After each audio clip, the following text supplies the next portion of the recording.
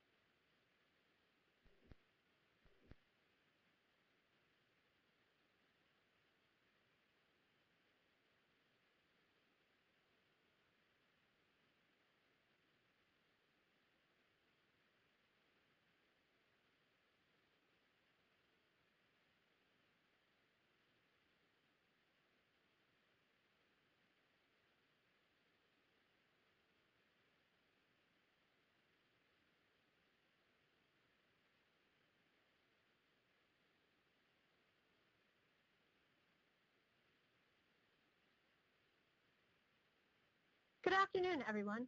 Welcome to today's webinar entitled Urban Agriculture and Innovative Production Competitive Grants Program. My name is Jen Ryan, and I'm a Natural Resources Specialist for the Natural Resources Conservation Services East National Technology Support Center.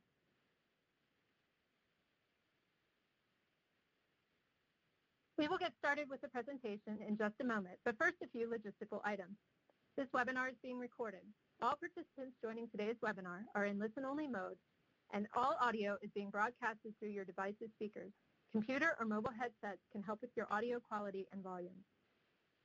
We still want you to be able to participate in today's webinar, so please type your questions or comments into the Q&A pod. You can submit your questions or comments throughout the presentation. However, questions will be answered at the end during the question and answer session.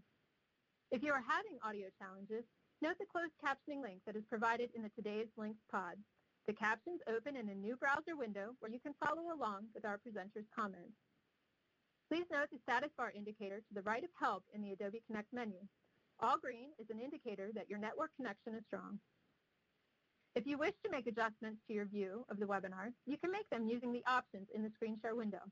If you choose to view the presentation in full screen mode, you will need to hover your cursor at the top of your window to see the option to return to normal view. You'll need to be in normal view to see the Q&A pod so you can type in your questions. You can download a PDF of the presentation slides as a handout, and they are located in the Today's Handouts pod. Finally, this webinar is being recorded and will be posted on the grants.gov and farmers.gov websites. I am pleased now to turn the webinar over to our moderator, Joseph Heller. Joseph is a resource conservationist with the United States Department of Agriculture, Natural Resources Conservation Service in New York's Hudson Valley and New York City. In his position, he provides conservation planning and technical assistance to farmers. Joe is currently on a detail assignment at USDA National Headquarters, leading a team to establish the Office of Urban Agriculture and Innovative Production as per the 2018 Farm Bill statute. Joe, you may now begin. Thank you. Welcome to the U.S. Department of Agriculture's Urban Agriculture and Innovative Production Competitive Grants Program webinar. I'm Joseph Heller with USDA's Office of Urban Agriculture and Innovative Production and the moderator for today's webinar.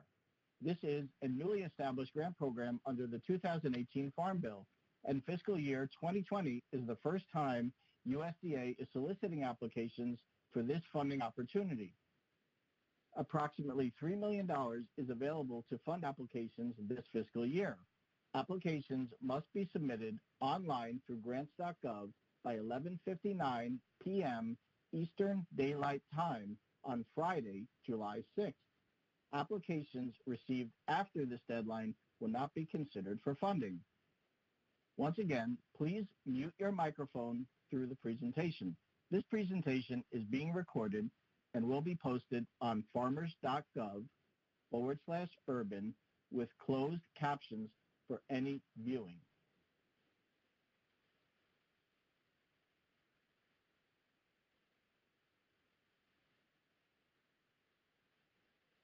Today's presentation will be divided into 5 sections and will be presented by Annie Cesarini and Michelle Devaney, who are both Grants Management Specialists with the U.S. Department of Agriculture.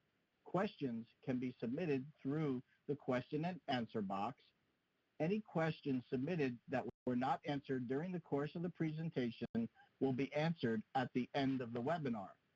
USDA is happy to field any general high-level inquiries that applicants may have regarding the application process. However, USDA staff is unable to offer specific guidance on how to craft, structure, or write one's proposal. Part 1 and Part 2 of today's webinar that provides an overview of the Urban Agriculture and Innovative Production Competitive Grants Program and contact information will be presented by Annie Cesarini. Annie works for USDA's Agricultural Marketing Service as a Grants Management Specialist in its Grants Division and is currently detailed to the Office of Urban Agriculture and Innovative Production to assist with its newly established grant program and other funding opportunities. Annie, I turn it over to you. Thanks, Joe. Annie, this is Terry. There are a lot of questions on the question saying that what people are hearing is music. The music was removed. Are they still hearing it? This is Jen.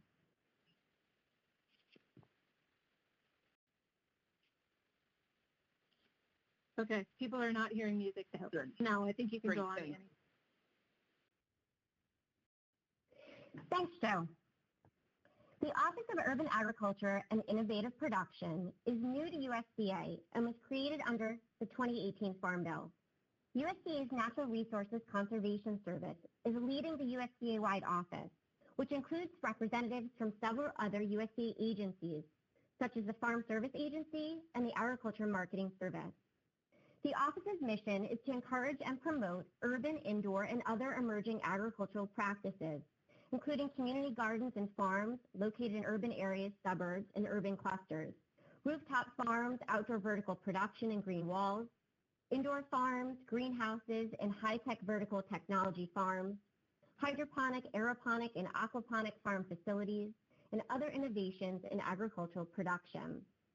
The Office of Urban Agriculture and Innovative Production works in 4 areas. Today's webinar will discuss its competitive grants program listed on the bottom right of your screen. You'll hear us refer to this grants program by the acronym UAIP throughout this webinar.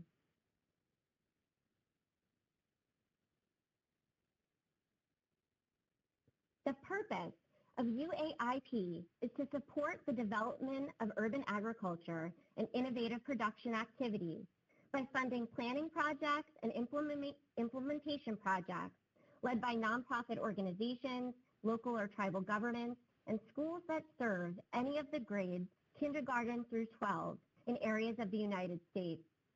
USDA's Natural Resources Conservation Service is the awarding agency for this grant opportunity.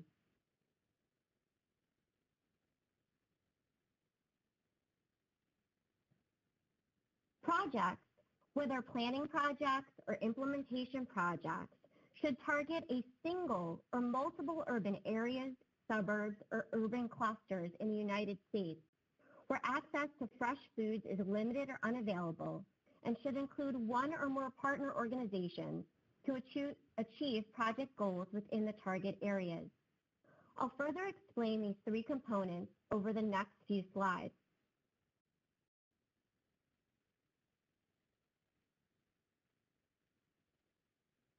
Let's first address target areas. UAIP projects should target a single or multiple urban areas, suburbs, or urban clusters in the United States. The U.S. Census Bureau defines urban and rural areas on the basis of population density. Rural areas comprise open country and settlements with fewer than 2,500 residents. USDA is utilizing the U.S. Census Bureau definition of rural to determine ineligible target areas. Therefore, UAIP projects that target a rural area with less than 2,500 residents are not eligible for funding. UAIP projects that target areas with 2,500 or greater residents are eligible.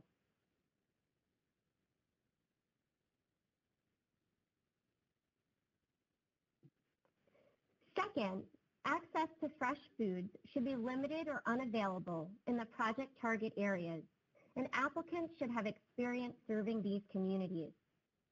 So how can an applicant determine if their project's target area lacks access to fresh food? USDA's Economic Research Service is a national leader in measuring the people and places facing barriers to accessing healthy and affordable food. Applicants are not required to use tools developed by USDA's Economic Research Service, such as the USDA Food Access Research Atlas or the Food Environment Atlas, to measure access to fresh food in the target areas. However, these data and mapping tools are available and free to use online. You can go to ers.usda.gov and type in food access in the upper right corner to find a list of these resources.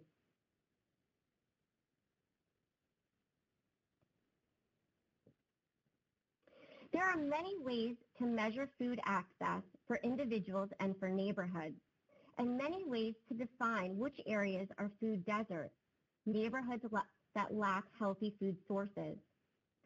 Most measures and definitions take into account at least some of the following indicators of access. 1. Accessibility to sources of healthy food, as measured by distance to a store or by the number of stores in an area. 2. Individual level resources that may affect accessibility, such as family income or vehicle availability. And 3, neighborhood level indicators of resources, such as the average income of the neighborhood and the availability of public transportation. Applicants can use any of these measures or others to measure access to fresh food in their project's target area.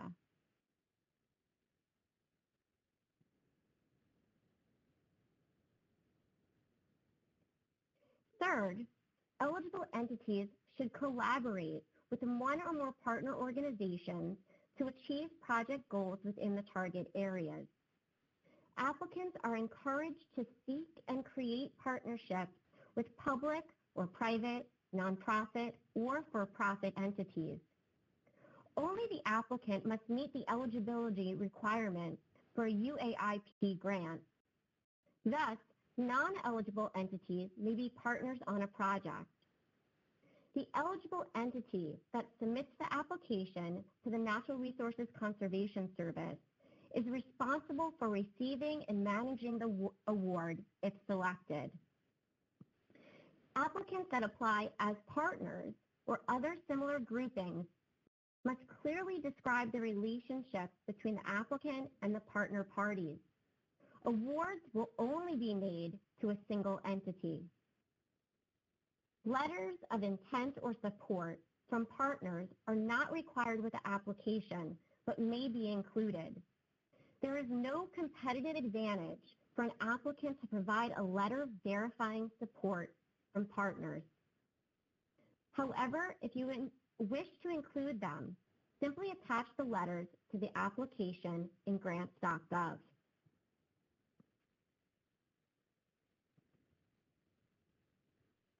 I've gone over the 3 project components. Now let's discuss who is eligible to apply for a UAIP grant.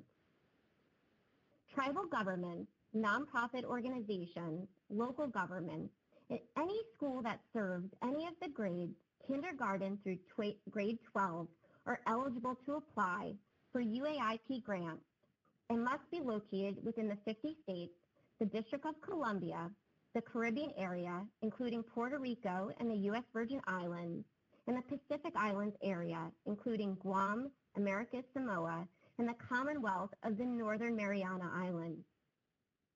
We have received many questions about tribal governments, nonprofit organizations, and local government and their definitions. For that reason, I will state their definitions here, which are based on the Office of Management and Budget's Uniform Grants Guidance.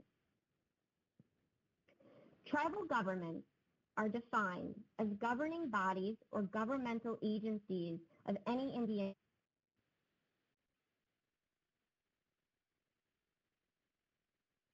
Danny, we lost you.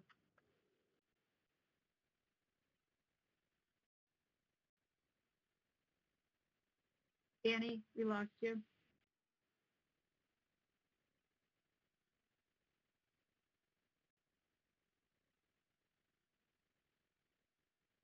Danny, we lost your audio.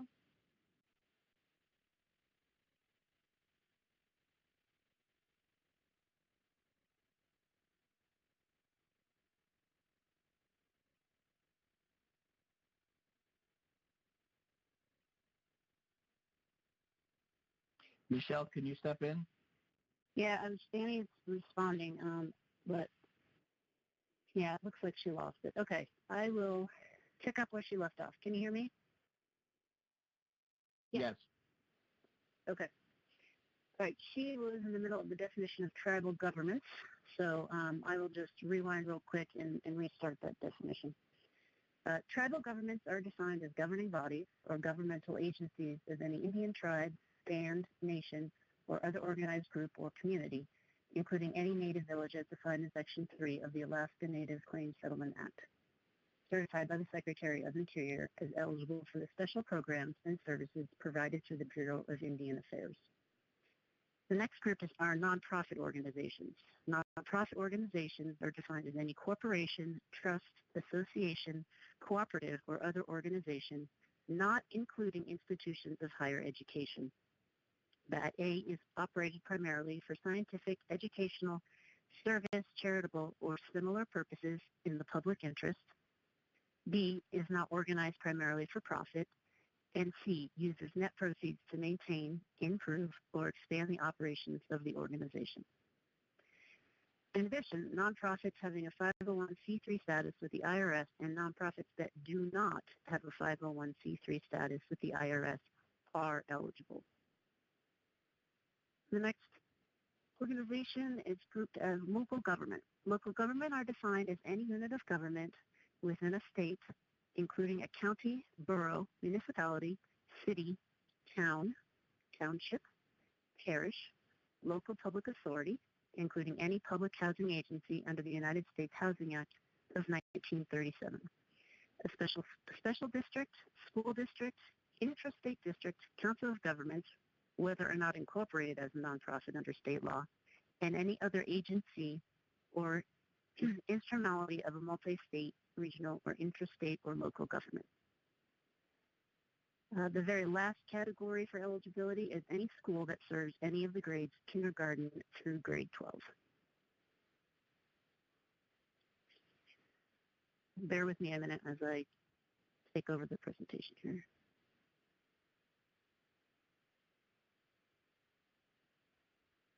Who is not eligible to apply?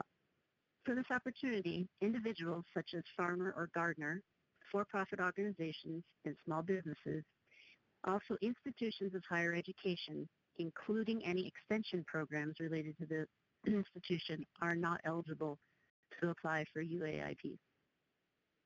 Applicants not located within the 50 United States, District of Columbia, the Caribbean area, and the Pacific Islands are not eligible.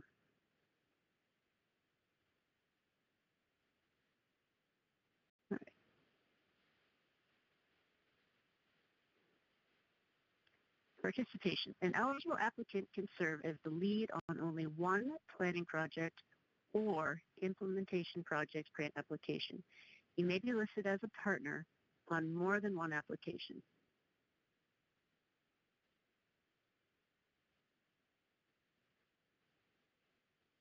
So the proposed project should not duplicate activities from another federal award and must have specifically different objectives. So if you have the question would be, can I receive a UAIP grant and a grant from a different USDA agency? Yes, you can, but the projects have to have, stated here, specifically different objectives.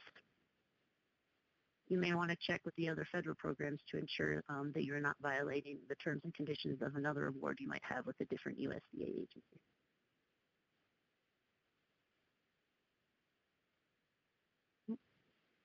Annie, can you unmute if you're back, and would you like to take over?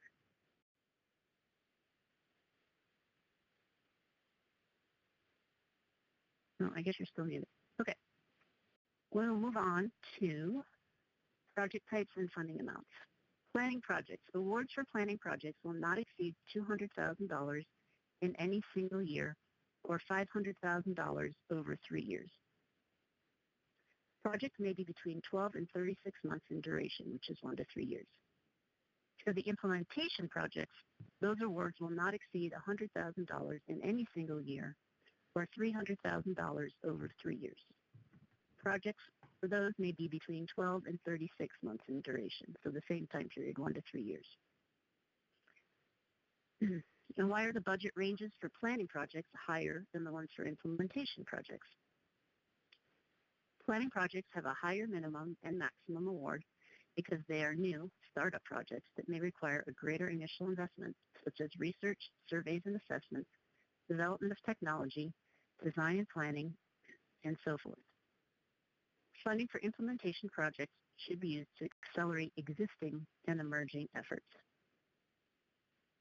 And lastly, there is no cost sharing or matching requirement for this opportunity.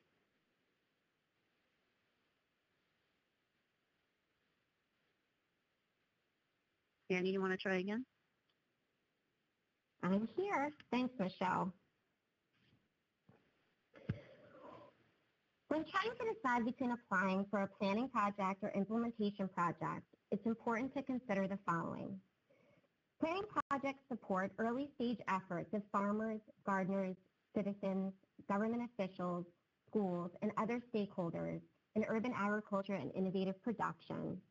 It may be designed to develop recommendations, facilitate assessments, or support the development of business plans, feasibility studies, strategies, and municipal planning that consider policies and zoning. Implementation projects accelerate existing and emerging models of urban, indoor, and other agricultural practices and improve access to local food. They may be designed to offer needed resources such as job training, land, equipment, mentoring, and other business development assistance, increase food production, train students for careers in agriculture, or expand operations at community gardens or nonprofit farms. It is significant to note that USDA's Natural Resource Conservation Service does not have examples of projects that have been funded under this grant. UAIP is a newly established grant program, and this fiscal year is the first time USDA is soliciting applications for this funding opportunity.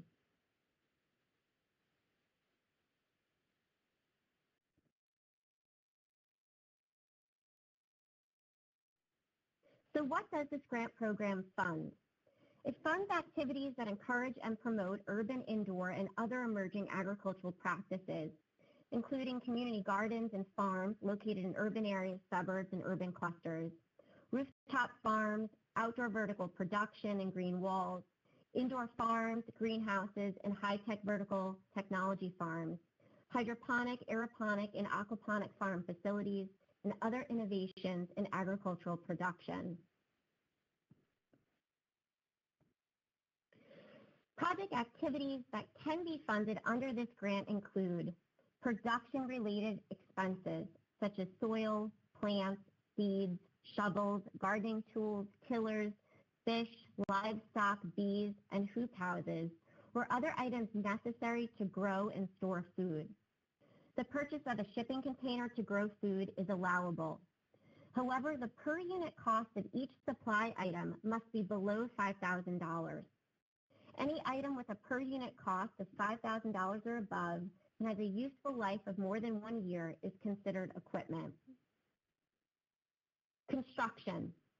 Grant funds may be used to construct, alter, or repair buildings, structures, or other real property. Erecting a building or making substantial changes to the footprint of a building would be considered a construction project. In addition, Funds can be used to expand or improve current operations of an existing greenhouse. Contractual costs, including labor. Contractual costs are expenses associated with purchasing goods and or procuring services performed by an individual or organization other than the applicant in the form of a procurement relationship. Personnel costs. Grant funds may be used for personnel whose time and effort can be specifically identified and easily and accurately traced to project activities. Projects with budgets including the rental or lease and not the purchase of special purpose equipment, vehicles, land, and building space during the length of the grant will be given higher consideration. Any lease or rental agreement must terminate at the end of the grant cycle. Special purpose equipment means equipment which is used for the research, medical, scientific, or other technical activities.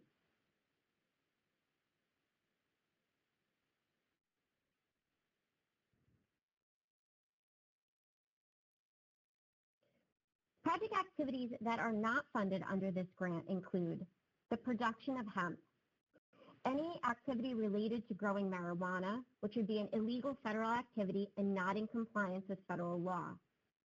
The purchase of general purpose equipment, which is equipment not limited to research, medical, scientific, or other technical activities. Examples include office equipment and furnishings, modular offices, telephone networks, etc. Organized fundraising. This includes any financial campaigns, solicitation of gifts and bequests, and similar expenses incurred to raise capital or obtain contributions, regardless of how the funds will be used. This list is not exhaustive, and a more detailed list of funding restrictions is provided in the Notice of Funding Opportunity on grants.gov.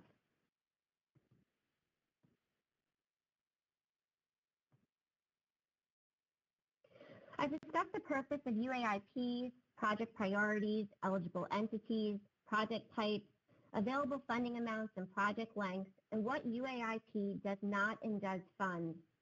Lastly, let's discuss that an applicant will be given higher consideration if they meet the following 4 criteria. 1, have experience in the area of agriculture or innovative production for 3 years or more, and have experience serving communities in urban areas, suburbs, or urban clusters where access to fresh foods are limited or unavailable. 2, they demonstrate competency to implement a project, provide fiscal accountability, collect data, and prepare reports and other necessary documentation.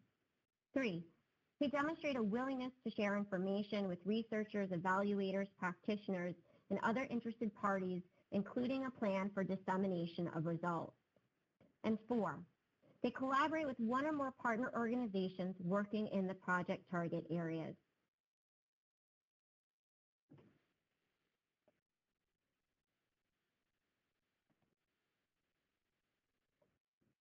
All of the overview information I have shared can be obtained through the resources that have been made publicly available at farmers.gov/urban and grants.gov.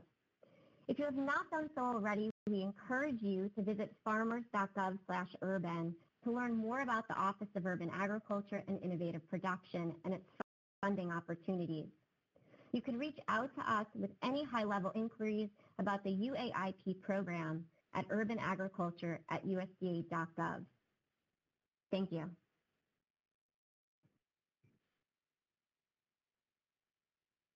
Thank you, Annie. We will be hearing more from Annie during the Q&A. Part 3 and Part 4 of today's webinar that covers the application, evaluation, and notification process and helpful tips will be presented by Michelle Devaney. Michelle has worked for the U.S. Department of Agriculture since 2009 in various capacities and currently supports NRCS and 3 other USDA agencies with grants administration. Take it away, Michelle. Thanks, Joe. We're just going to dive right back in here to the meat. This slide outlines, let me move it forward for you. This slide outlines the process. Steps 1 and 2 will be completed by the applicant by 11:59 on July 6, 2020, which is a Monday, when the applications are due in grants.gov. Steps 3, 4, and 5 will be completed by USDA staff. The agency does anticipate announcing or notifying successful and unsuccessful applicants by August 31st, 2020, and expects to have federal awards in place by September 30th, 2020.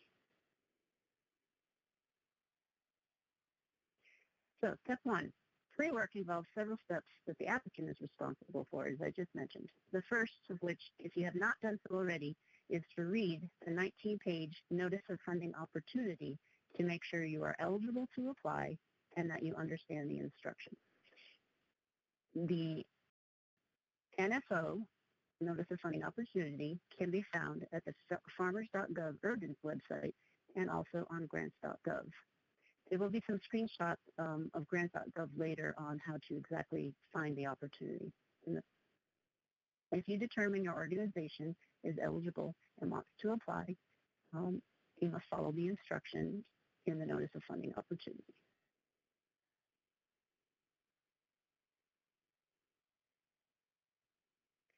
Instructions on the NFO include documents that you need to submit. You can see them up on this slide. The opportunity package in the grants.gov opportunity contains the standard forms necessary to apply in their most current version.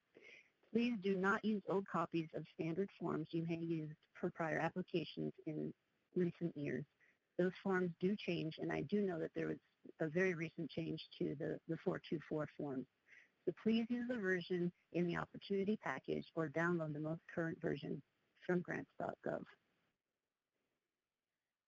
So what is required? First, I'll discuss the proposal narrative. The NFL has very specific instructions regarding the proposal narrative, the format of the proposal narrative, sorry. For example, the text must be single-spaced, types in New Roman, Times New Roman, and must not exceed 15 pages. The proposal itself shall not exceed 10 pages of written text and up to 5 additional pages for figures and tables. That maximum of 15 pages has been established to ensure fair and equitable competition. Proposals that fail to comply with the required content and format will not be considered for funding. Material exceeding stated page limits and or formatting structure will not be considered. In addition, incomplete and or non-compliant proposals will not be considered. Next is the SF424 standard application form. There are instructions for those as well at grants.gov. And next is the standard forms for budget. So complete the SF424A as an apple only if the proposal does not include construction. If the proposal includes construction, then complete the SF424C instead of the SF424A. The SF424C is specific for construction. And you will see in the opportunity package in grants.gov that the SF424A and the 424C are in the optional category to submit. So grants.gov will actually let you submit your application without one of these, but they are mandatory according to the Notice of Funding Opportunity. So please make sure that that is included. Then there's the budget narrative. And the separate narrative, titled Budget Narrative, explain and justify all requested budget items and costs. Detail how the totals on the SF424A were determined, or how the totals on the SF424A or the SF424C were determined, and demonstrate a clear connection between cost and the proposed project fees. And I think what you can't see on the slide, under the if applicable, there's supposed to be another bullet point that mentions the negotiated indirect cost rate agreement, a NICRA. A non-expired NICRA is required to be submitted if the applicant is requesting indirect costs. The NICRA must be in PDF format and attached to the grants.gov application package.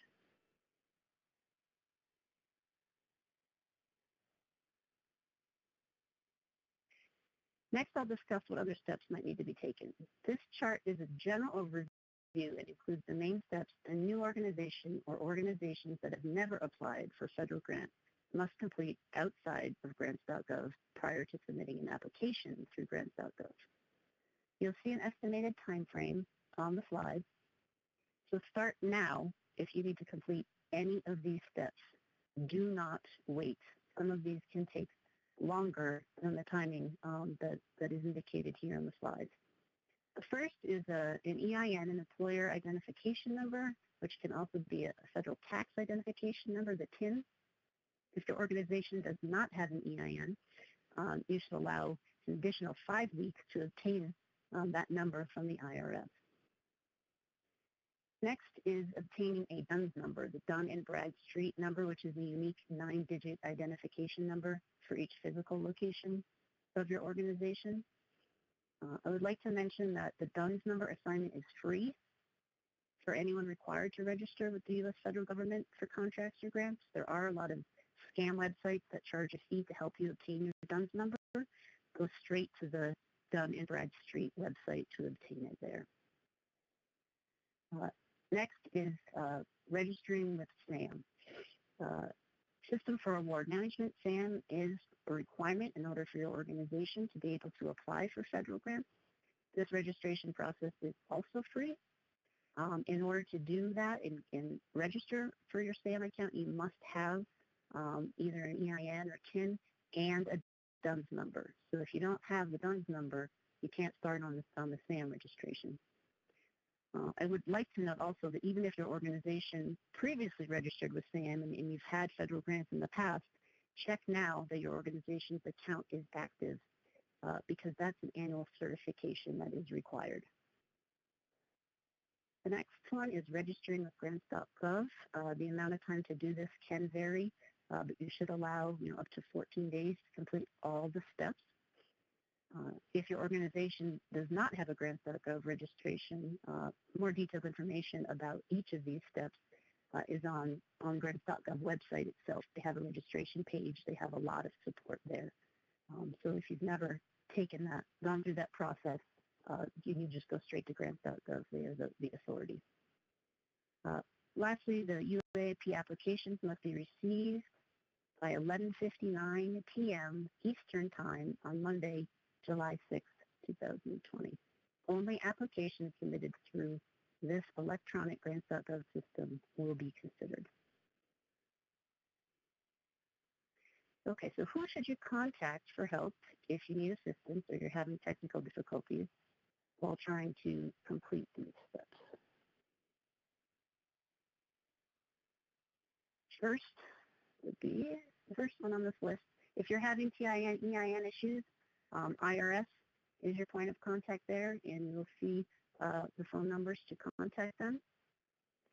If you're having any DUNS issues, that is the phone number for Dun and Bradstreet, and that is the email address that you can email. If you're having any SAM.gov issues, there's a help tab at the top of the SAM.gov website. And also on the grants.gov website at the bottom of each page, there is a link for DUNS and SAM. And if you're having grants.gov issues, use this phone number or this email to contact grants.gov. What I will say is that currently grants.gov is handling a lot of capacity with COVID-19 grants. So if you need support, I would encourage you to reach out very early in your process if you're experiencing technical difficulties with grants.gov. They are currently recommending that you use the email option over their phone support because their phone support currently has very long wait times. And if you do contact them, keep a record of any correspondence with the grants.gov applicant support, including any ID or case numbers that are provided to you. And at the bottom of each grant.gov webpage, on the bottom right, there is this phone number and this email address in order to access support. So I mentioned that we had some screenshots about how to find these applications. So you know what? I forgot one. I'm sorry. I'm going to go back a slide regarding technical assistance.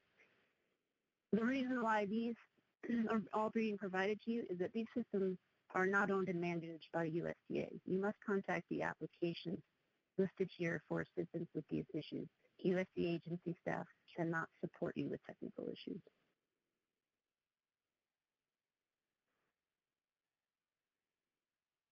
So back to finding this on grants.gov.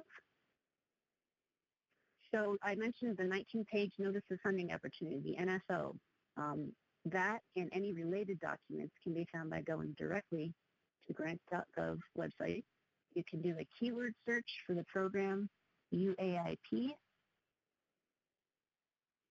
You can also put in the CSDA number of 10.935. That is also known now as the Federal Assistance Listing. Or you could also just simply enter in this opportunity number, either in the upper right-hand corner of the web page or in the opportunity number field on the left-hand side of grants.gov.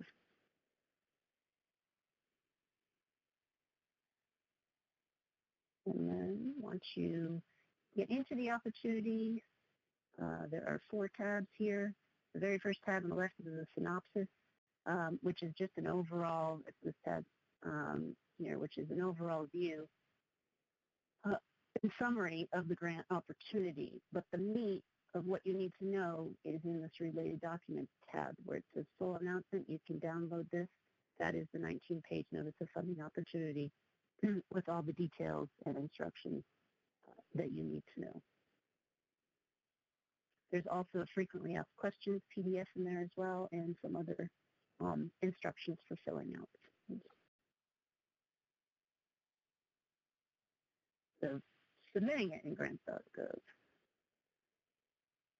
When you're ready to apply, you click on this last tab, the package, and click apply here. And just a reminder again, applications must be received by July 6, 2020 at 11:59 Eastern Time. Applications received after this deadline will not be considered for funding. Late submissions will not be reviewed or considered. The agency does rely on system-generated date and time receipt documentation to determine whether applications meet the submission deadline. Grants.gov will provide you as an applicant an automatic acknowledgement when the application is received and also when it is, if it is retrieved by the agency.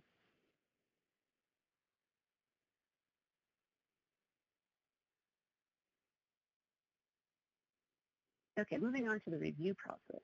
So this part is where USDA staff picks up the applications after the July 6th deadline. And each application, whether seeking a planning project or implementation project, will be evaluated in a 2-part process. First is the administrative part, where each application will be screened to ensure that it meets the administrative requirements as set forth in that Notice of Funding Opportunity. And this means that if an application is not compliant with any one of these bullet points, it does not make it to a review panel for consideration and is immediately disqualified. So as you are getting together your application, make sure that you are compliant with all of these. The application is submitted to grants.gov. The application is on time. It's not late. The proposal does not comply with the required content, format, and formatting structure, including page length. The application is complete or non-compliant, and the application does not fit the purpose of UAIP.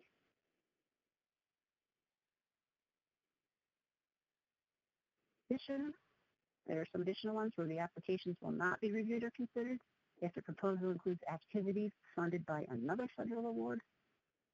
Applicants and applications do not meet eligibility criteria, including eligible applicant types. Applicant is identified in the SAM.gov exclusions database as ineligible, prohibited, restricted, or excluded from receiving federal funding. And if the applicant has committed fraud, including materially misleading or incorrect information in the application. Part 2 of the review process, applications that meet the administrative review requirements will be technically evaluated by a review panel. the Natural Resources Conservation Service and other USDA agency staff will review all applications submitted and, where necessary, also may seek the opinions of others who are qualified to give expert advice on that specific topic. Reviews will be conducted by teams comprised of 3 USDA employees who represent different agencies, subject areas, and geographic locations. And you can see some information regarding the reviewers and the processes in this slide. It is impossible to predict how many proposals will be received since this program is new and public interest is high. Therefore, the application review period for UAIP grants is tentatively scheduled for July 13th through July 31st.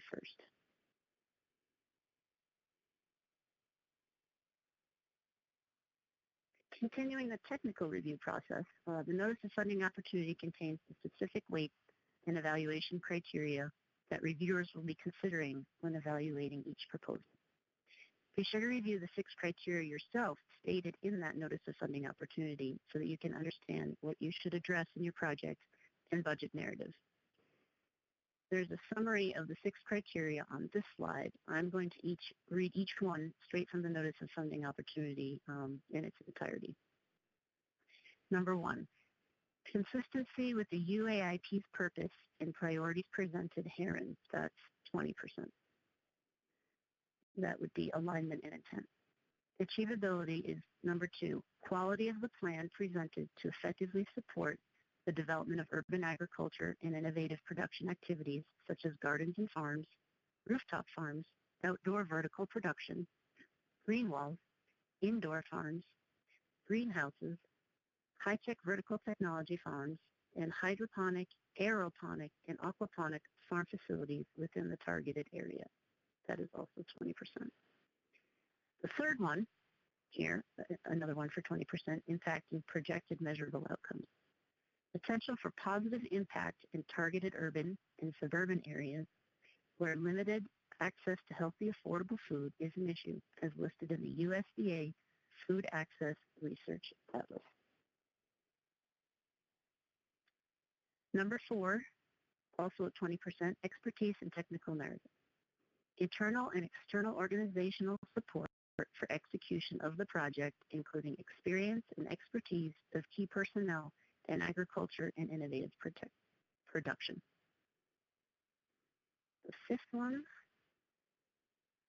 collaboration and partners, is the quality of the plan for information sharing and creating partnerships with public or private, nonprofit, or profit entities, including links with academic institutions and or other appropriate professional, community-based organizations, and local government entities to achieve project objectives and outcomes.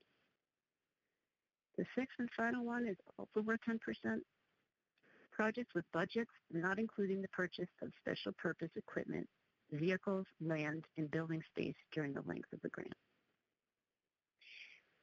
After this technical review process I've been speaking about have been completed, both the planning projects and implementation projects that are recommended for funding will be submitted to the approving official, who for this opportunity is the Chief of USDA's Natural Resources Conservation Service.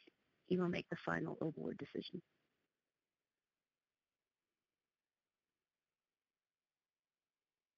And here is a recap on the timeline. Again, steps 1 and 2 must be completed by the applicant by Monday, July 6th, 11:59 p.m. That's when the applications are due in grants.gov. I will note that you won't even physically be able to click that apply button after 11:59 on July 6th in grants.gov. And then moving on to steps 3 and 4, USDA will complete those steps anticipated between July 13th and July 31st. And then the last step 5, which is award notification, which is anticipated by August 31st, 2020, with federal awards expected to be in place by September 30th. Okay, this is the last content slide, just some helpful hints. Don't wait until the last minute. In case you missed the slide with requirements outside of grants.gov, those can take a lot of time.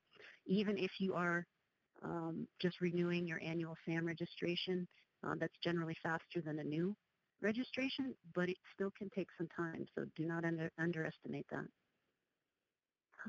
Make sure you read that 19-page Notice of Funding Opportunity. You understand what's in it. You ensure that your organization is eligible. Make sure you align your project's proposal narrative with your budget narrative. Make sure that your budget narrative matches the amounts that are on those standard forms, the SF424 and the SF424A or the SF424C.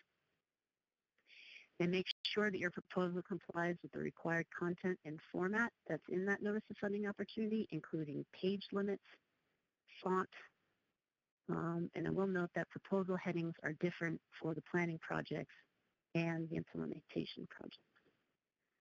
Lastly, make sure you get some info from your partners. Annie spoke about that a little bit earlier. If you have not inquired with them by now, I would suggest doing so. And just a final note that was mentioned in the very beginning, USDA staff is unable to offer specific guidance on how to craft, structure, or write one's proposal. So do not go down to your local USDA service office and inquire for assistance with this opportunity. The service centers have a great wealth of knowledge, but questions regarding this opportunity need to be directed at the email addresses that are in the Notice of Funding Opportunity. All right, and then I think we are on to the QA session, Joe.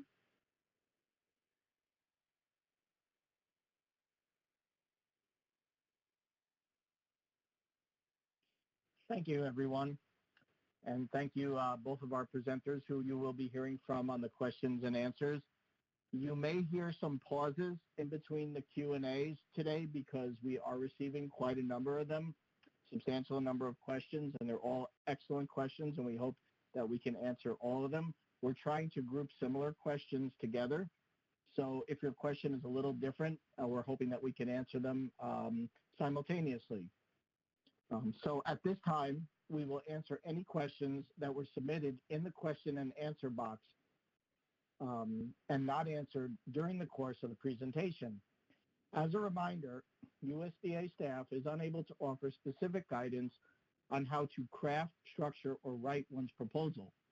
All questions and responses from today's presentation will be added to the Urban Agriculture and Innovative Production Frequently Asked Questions document and posted online at grants.gov and farmers.gov/urban. The recording, along with closed captioning of this presentation, will also be posted on the website farmers.gov/urban and on grants.gov for any time viewing. We plan to have both posted within a week and possibly sooner. If we are unable to get to your question, please send it to the email account urbanagriculture@usda.gov. So at this time, I'm going to start asking the questions, which will be responded by our speakers today, Annie and Michelle. The first question is, will a copy of the presentation slide be sent via email later?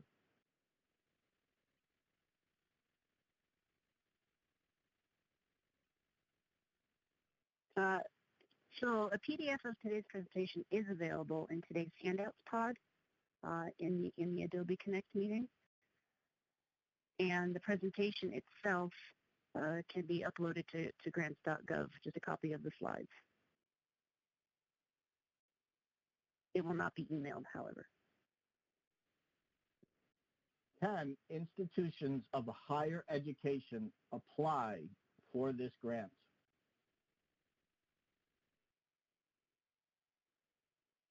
No, institutions of higher education are not eligible. Go ahead, Anna, you want to add on? Sure. We will go back to the eligibility slide because I think that will help answer some of the eligibility questions that were in the chat.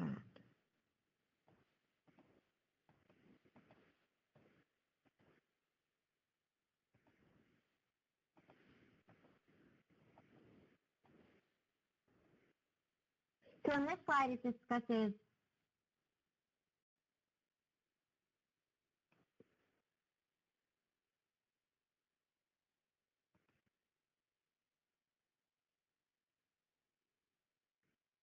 so who is not eligible to apply. So individuals such as a farmer or gardener, for-profit organizations and small businesses, and institutions of higher education, including extension programs, are not eligible for UAIP grants.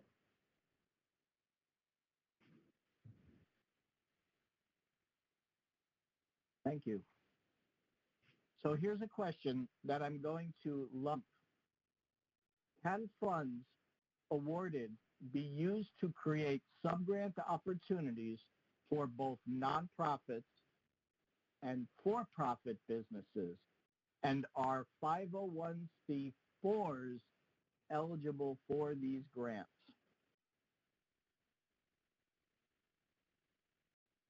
I'll answer the 501c4.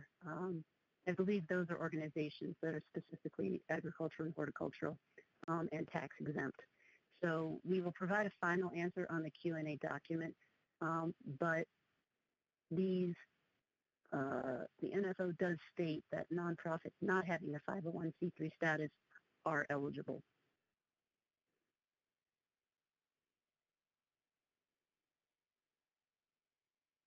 And what was the first part, Joe? I'm sorry. That's okay. Can funds awarded be used to create subgrant opportunities for both nonprofits and for-profit businesses? Annie, do you want to take that one? We are still looking into the answer for that, and it will be provided in the Q&A. Yeah, my assumption is that question is regarding a sub-award, and that's Yeah. the question that we will be answering in the Q&A. Right now, we can tell you that non-eligible entities such as for-profit, IHEs, individuals, they can be a partner on a project.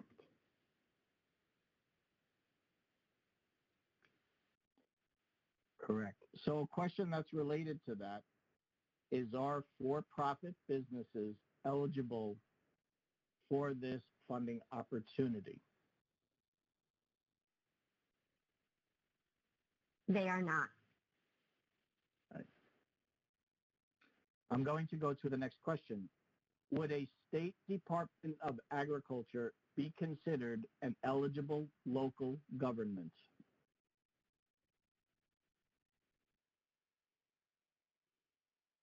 State departments of agriculture are not considered a unit of local government and are therefore not eligible.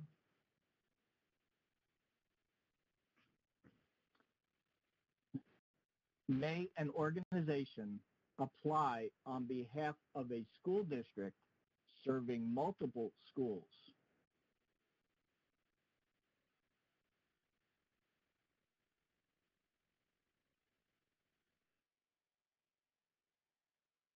I think maybe the question is perhaps if the applicant would be the school district and maybe having projects at various school sites.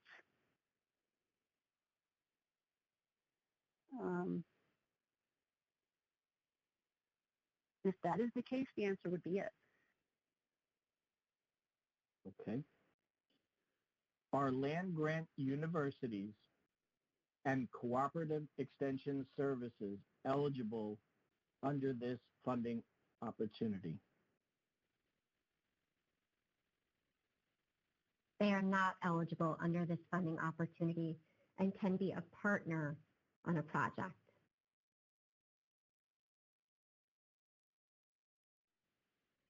Okay. Where can we get the written definitions of the organizations who are eligible to apply.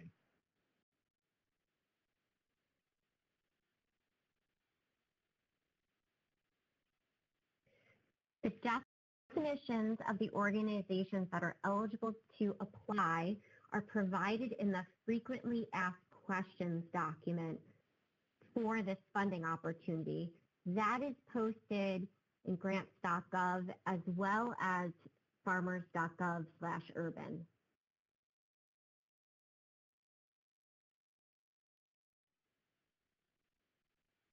Next question. While there is no cost-sharing requirement, is preference given to proposals who can and are willing to provide a match?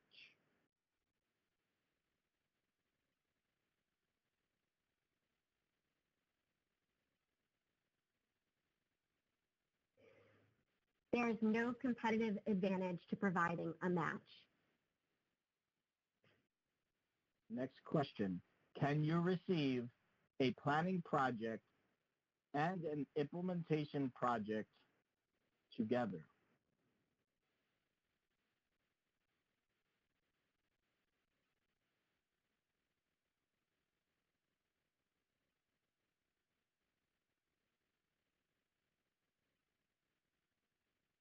No. So this slide right here, applicants must choose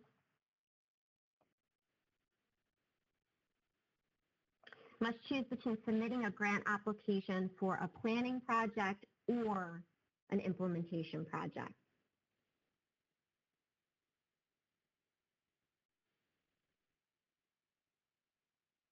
Next question. What is the maximum allowable cost of equipment and supplies that can be purchased under the implementation projects?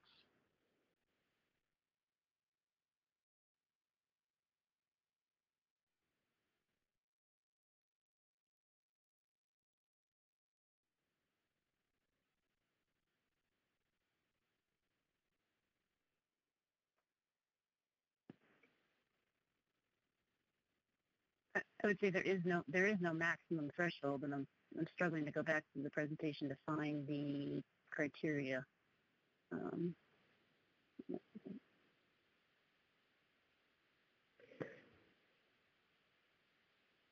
So if a supply item is for the per unit cost of the supply item, if it is a $5,000 or above and has a useful life of more than 1 year, it is considered equipment.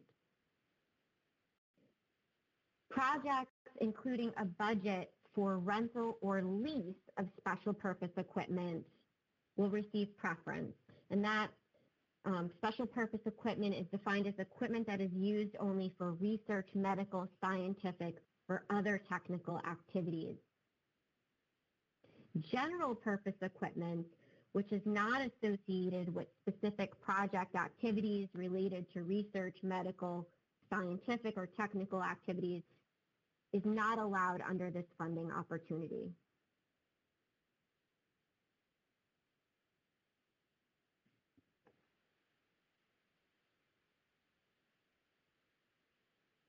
Does this grant fund urban composting and food waste recycling efforts?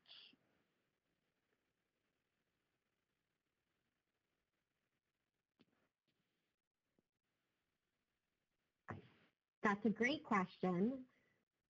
So the Office of Urban Agriculture and Innovative Production has a separate funding opportunity called the Community Compost and Food Waste Reduction Pilot Project, and we have a webinar on that tomorrow at 2 p.m. Eastern Standard Time.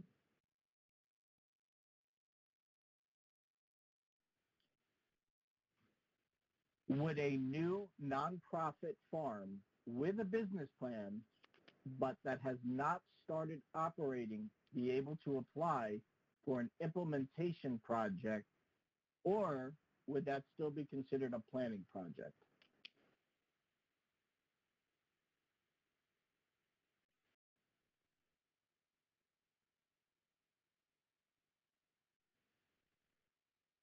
Could you read that one more time, Joe? Sure. Would a new nonprofit farm with a business plan but has not started operating apply for an implementation project, or would that still fall under a planning project?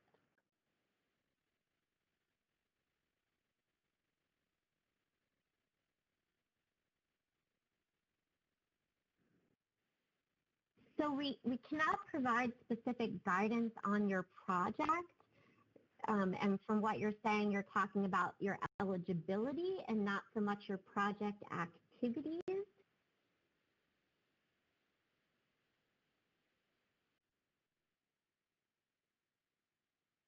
So nonprofits are eligible to apply for either project type, and then you would have to determine which you want to apply for.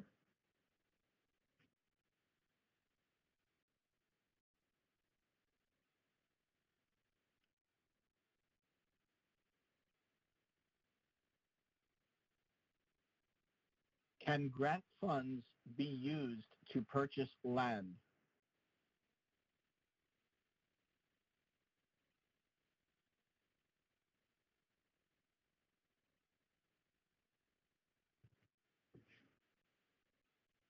Projects with budgets that include the rental or lease of land, vehicles, building space, and special purpose equipment during the length of the grant will be given higher consideration. So the rental or lease over purchase.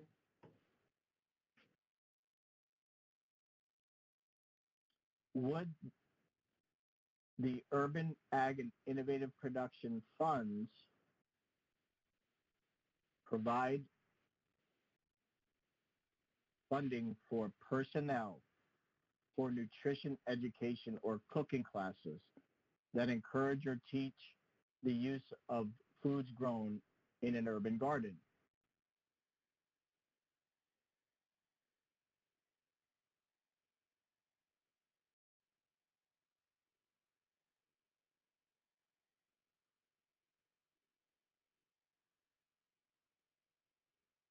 So UAIP, it is allowable to fund personnel costs that whose time and effort can be specifically identified and easily and accurately traced to project activities. So yes.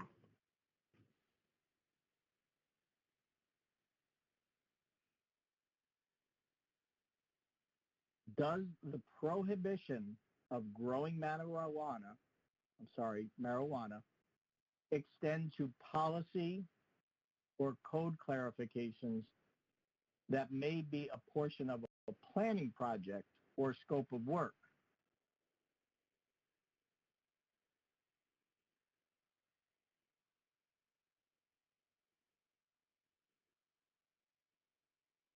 I'm not sure I fully understand that question, Joe. I think we might have to save that one to post in the Q&A. Okay, I could probably rephrase it. It appears as if the question is asking if they're working on a planning project that incorporates the growing of marijuana, would that be still considered a planning eligible? Marijuana is a federal controlled substance, and therefore activities related to it would not be funded under this opportunity.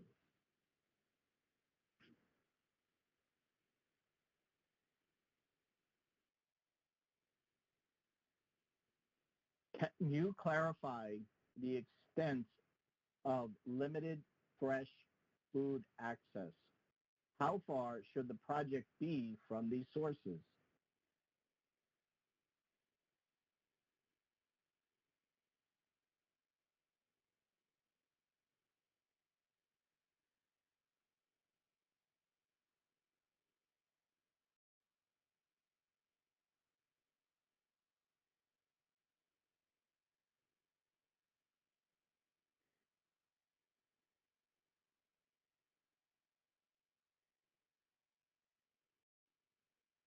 I do not have an answer for that.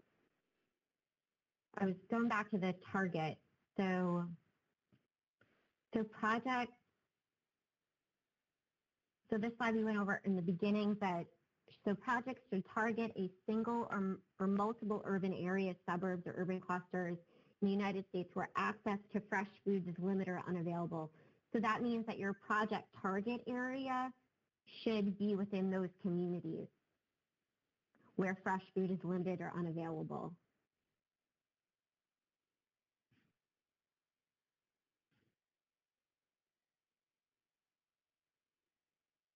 Would gleaning activities be eligible under these grants?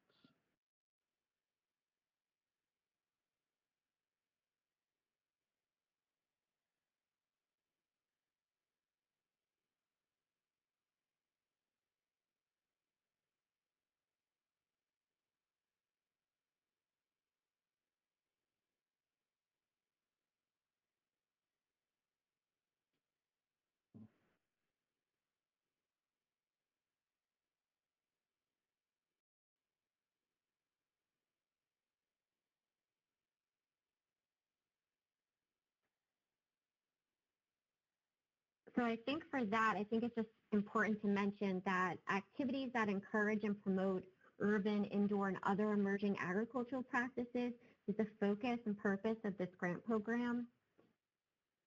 So if gleaning was a part of your project that aligns with the UAIP purpose, then potentially that could be considered.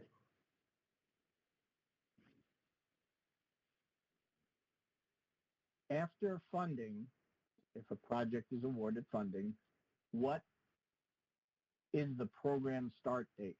October 2020 or January 2021? It would be September of 2020.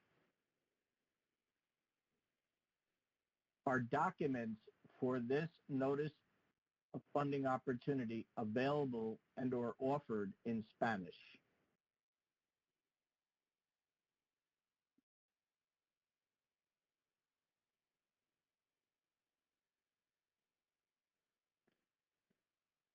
Not at this time. Okay.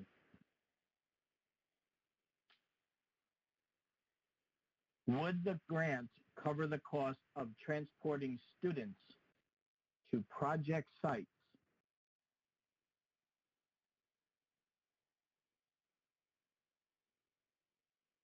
If it's necessary to complete the objectives and scope of the project, yes. Is the SF 424 and the SF 424A both required even if we are not completing construction projects? Yes. The SF424A is required for all applications. And all applications must include either the SF424A or the SF424C.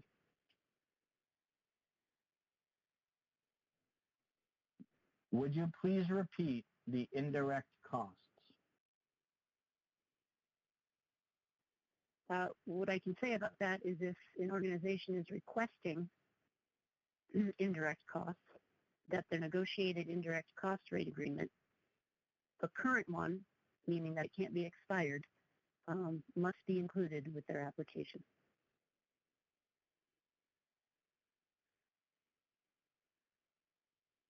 Is a tax identification number or employee identification number required to complete any of these steps? If so, how do we meet the July 6th deadline? Yes, having, and I think Annie's moving the slides for that. There we go. Yes, your first step would be that you have to have a TIN or EIN because you cannot complete the two subsequent steps, getting a DUNS number or registering with SAM, if you don't first have that TIN or EIN. In fact, I'm not even sure you could register with grants.gov. So yes, you must first obtain that TIN or EIN. So here's a tie-in question to that. Is the SAM requirement, Systems for Award Management, being waived for this grant?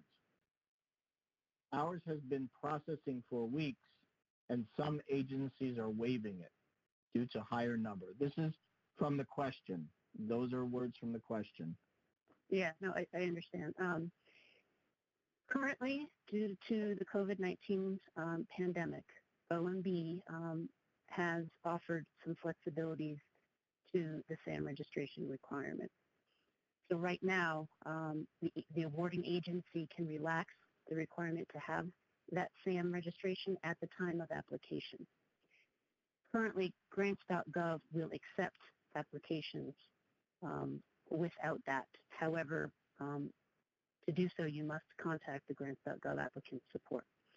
But the most important thing I would like to state is that the delay or the absence of an active SAM registration must be related to COVID-19. It has to be due to a loss of operation. It can't just be, we started our application process late.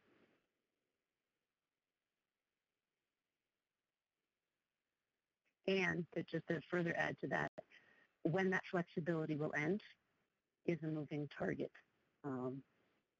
It's possible that that flexibility could end before the July 6th deadline for this. The memorandum that was issued for this, OMB issued on March 19th, 2020, and is set for reconsideration 90 days after that date, which would be prior to the July 6th deadline for this opportunity.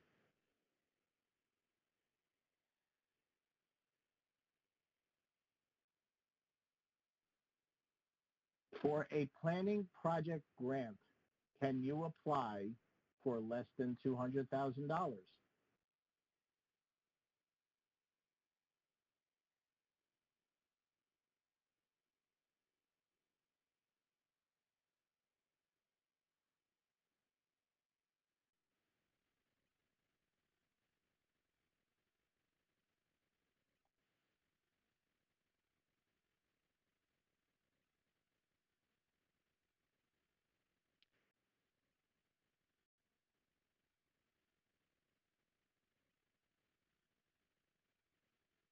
Sorry, the slides got away from me.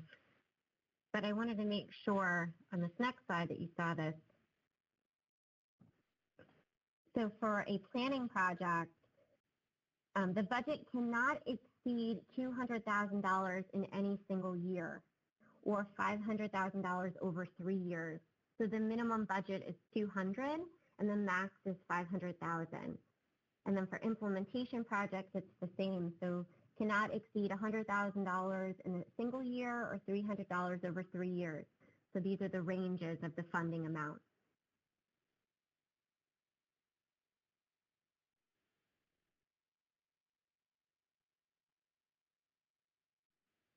There's a question about promise zones.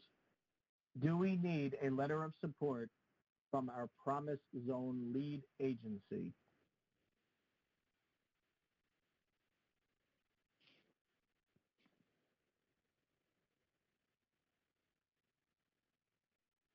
You do not.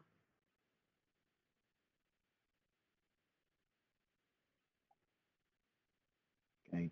This is where I'm pausing a little bit because we have additional questions that came in. So I'm just scrolling through.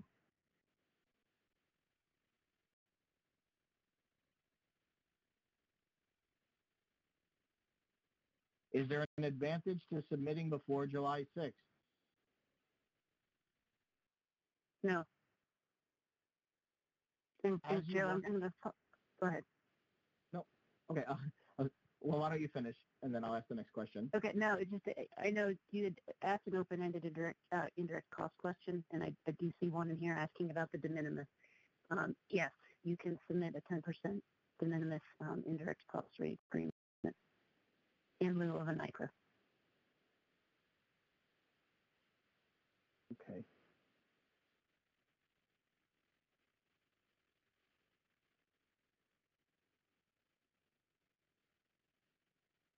Is this a one-time funding opportunity, or will there be future opportunities for this program?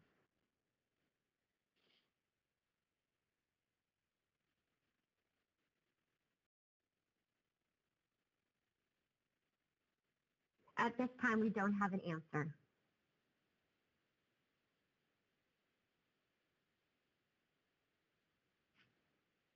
Can collaborators be listed as sub-awardees? Would the sub-awardee be entitled to receive indirect costs from the project?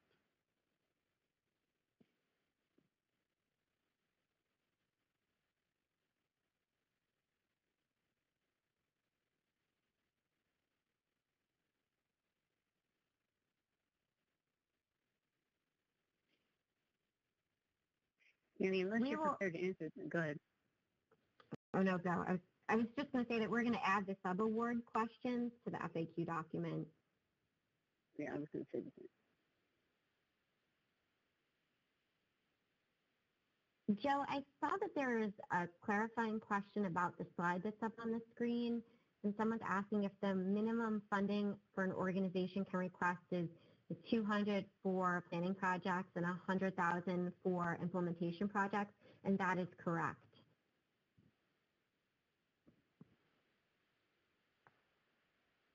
Yeah, so I'm at the point where there were new questions that came in. So if my peers here want to step in and look through and answer questions as well while I'm sorting through questions that haven't been answered, that would be helpful as well.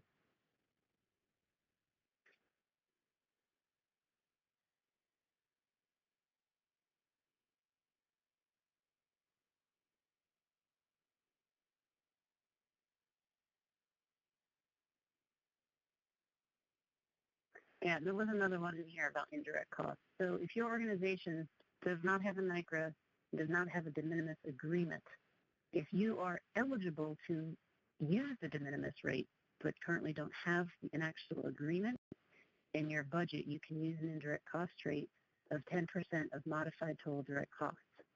So you can put that right in your budget. If you are selected for award, you will be required to execute a de minimis rate agreement with the Natural Resources Conservation Service.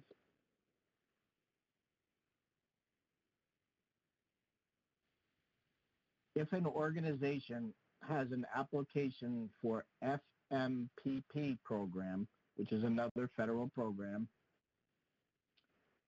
the question is, will this application not be considered because if they're receiving other grant awards? And it relates to slide 30.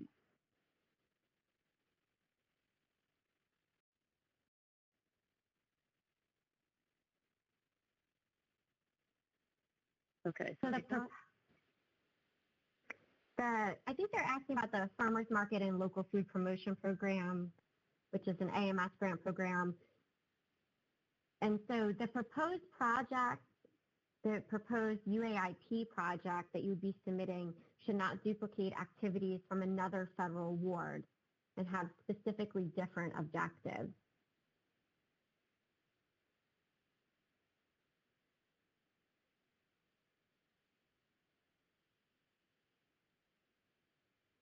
Does this grant allow for funding of an architect or consultant under the planning project grant type? I'm sorry, a planning consultant or what?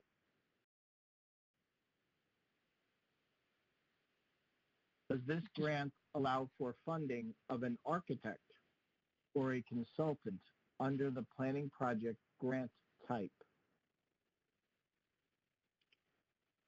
Yes, it would be under the contractual cost category.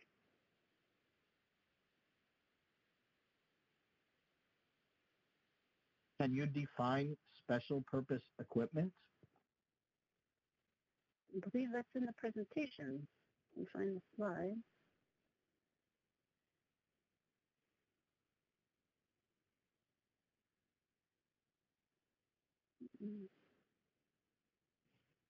No, that Special is purpose equipment means equipment which is used only for research, medical, scientific, or other technical activities.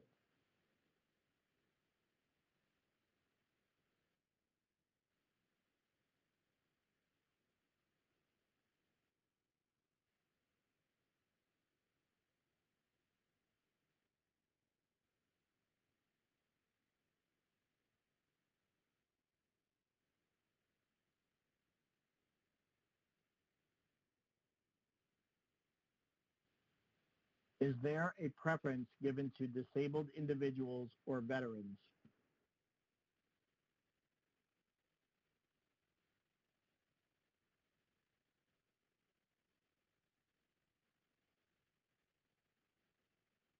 Not for this opportunity. The Natural Resources Conservation Service has various other programs that do offer preference for those types, but not for this opportunity.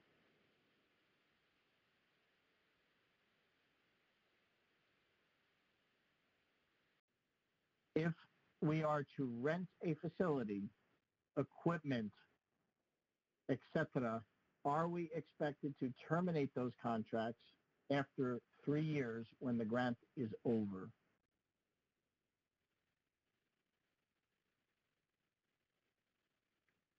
Yes. Any lease or rental agreement must terminate at the end of the grant cycle.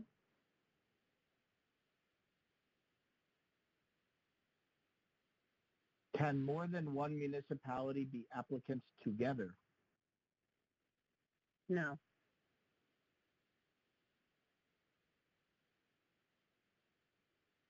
Is there a limitation to the number of acres a farm can have to be considered urban, suburban?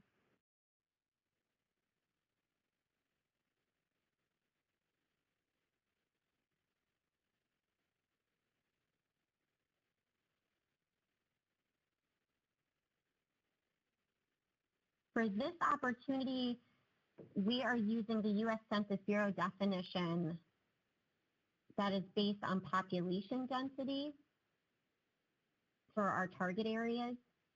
We are not defining urban agriculture, urban areas, suburbs,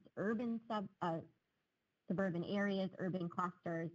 Those words and terms have specifically not been defined by the office to create broad parameters for UAIP grants in fiscal year 2020.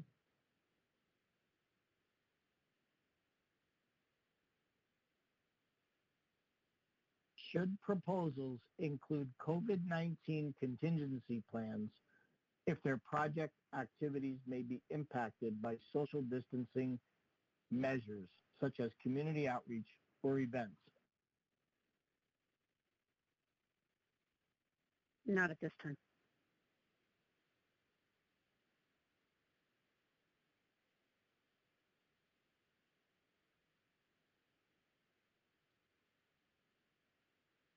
There's a question that states, can you repeat the form that's not listed on page 23? I believe that was negotiated direct cost rate agreement. So that is not a requirement. It is only a requirement if the applicant is requesting indirect costs. And as I'd mentioned previously, that NICRA would be submitted, or if your organization happens to have a de minimis, signed de minimis cost rate agreement.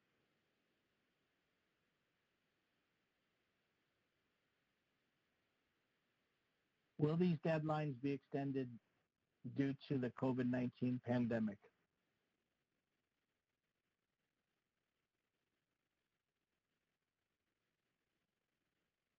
Currently, there are no plans to extend deadlines.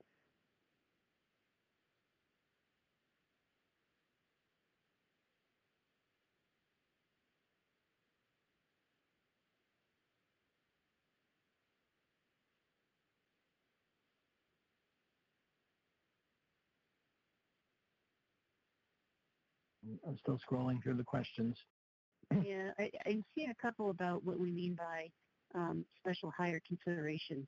And if you referred to that notice of funding opportunity, I read in length the technical criteria, the evaluation criteria that will be used to evaluate these. So what that means is your application will rank higher than other applications if you are leasing or renting vehicles, land, etc., instead of purchasing.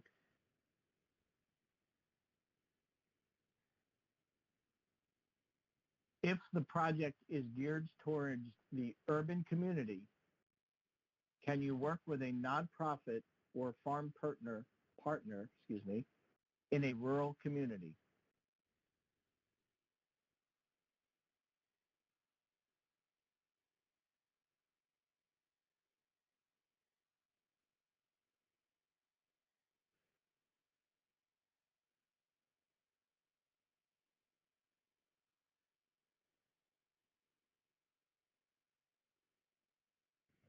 projects should target urban, suburban, urban cluster areas. So your partner could be located, your partner doesn't have to be an eligible entity and could be located in a rural area, but they would have to work with you and partner with you on the intent of your project. So to target those urban areas, the suburban areas, and the urban clusters.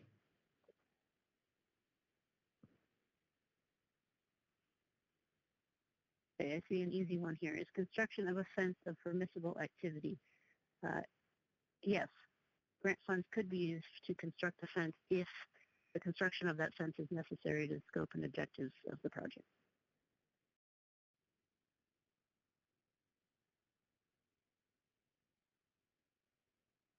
Can a nonprofit submit an application for a project that will be located at an urban community college?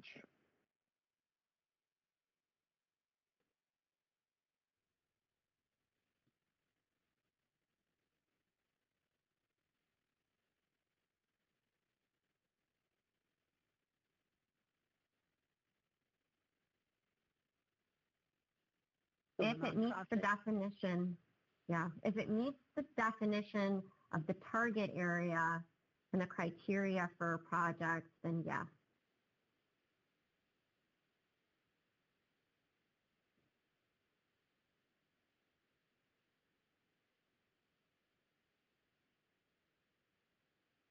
Can you highlight the specific difference between planning versus implementation grants?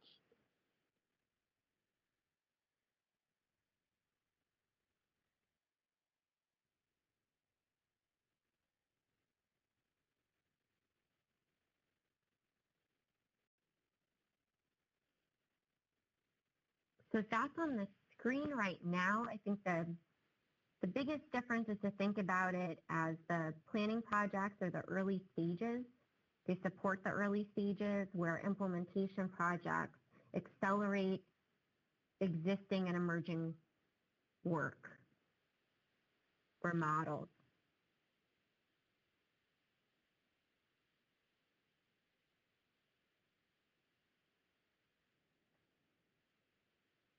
Can costs be accrued before grant award notifications? No.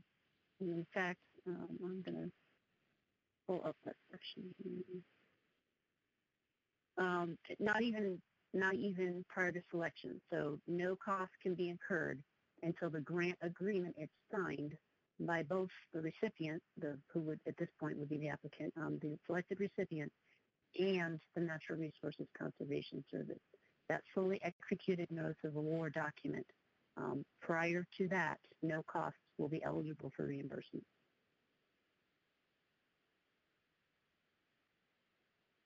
Can these programs be used outside of the United States?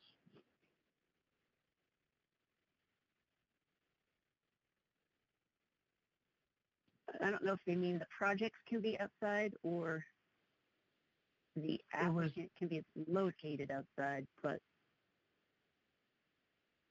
I mean, the answer is the both is no. So an applicant must be located within the, the 50 United States. I think that's slide 10. So the applicant themselves, to be eligible, must be located within those parameters as well as the project.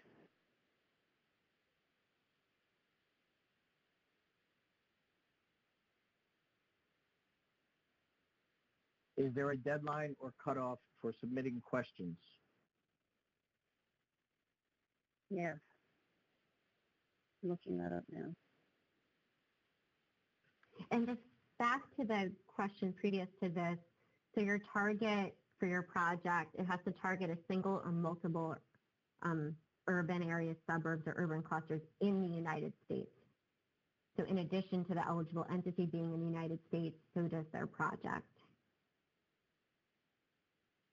Yeah, and back to the question, page 18 of the Notice of Funding Opportunity states that questions must be submitted by June 5th, 2020.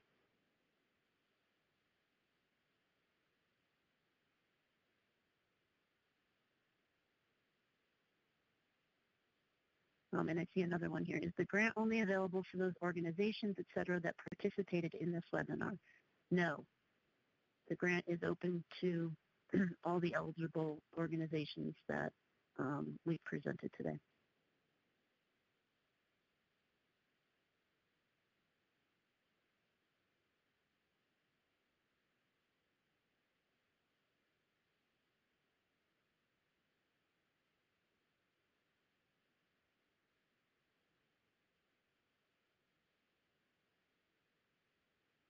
There's a question regarding, is this the first time for urban agriculture grants? If not, is there a link for past year's awards?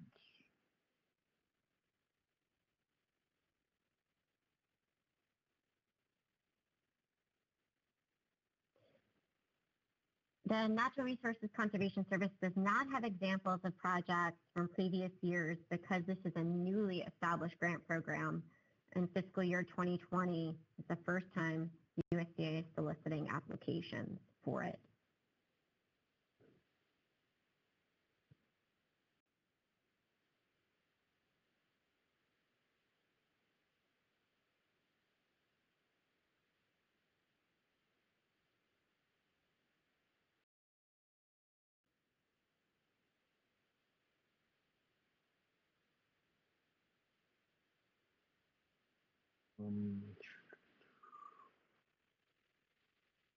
Can some Someone planning about- go? Okay. I'm going to say, someone asked about the length of the budget narrative. No, the Notice of Funding Opportunity does not have a page limitation on the budget narrative.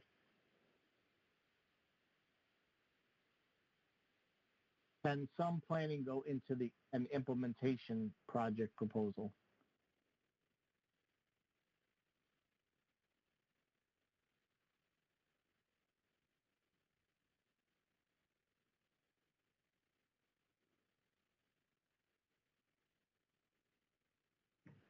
I think that specifically depends on the type of project and project activities. So we're not able to comment on that.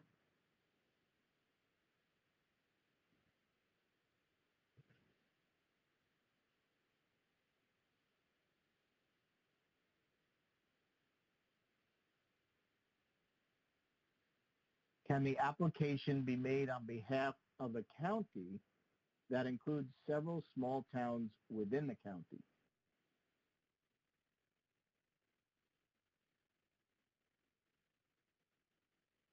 If I'm understanding that correctly, the county would be the applicant, and perhaps projects would be located throughout different municipalities within the county, is the way I'm reading that. The answer to that would be yes.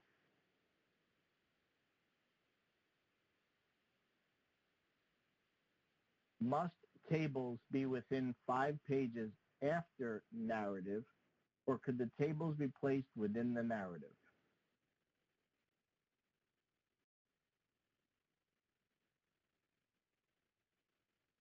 I think they're referring to the project narrative and not the budget narrative.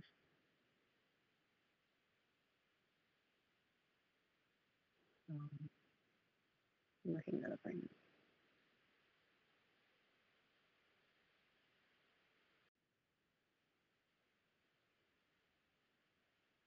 Okay, so the proposal shall not exceed 10 pages of written text and up to 5 additional pages for figures and tables. So that's 515 total for the project narrative. 10 of written text is allowed and up to 5 additional for figures and tables.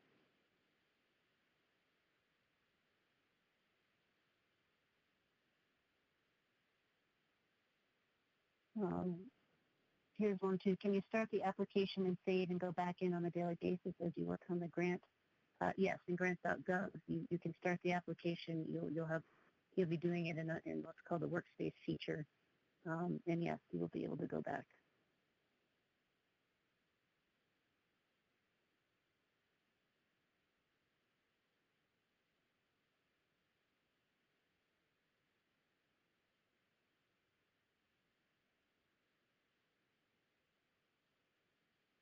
And here's another one. I've downloaded the PowerPoint. Will all specifics for submitting a grant application be on the website?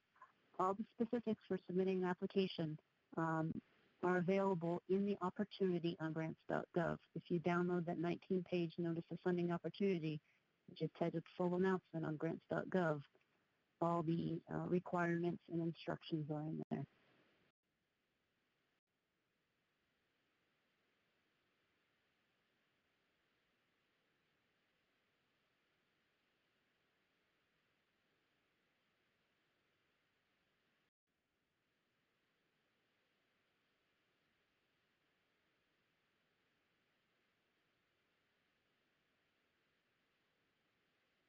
Sorry for the delay.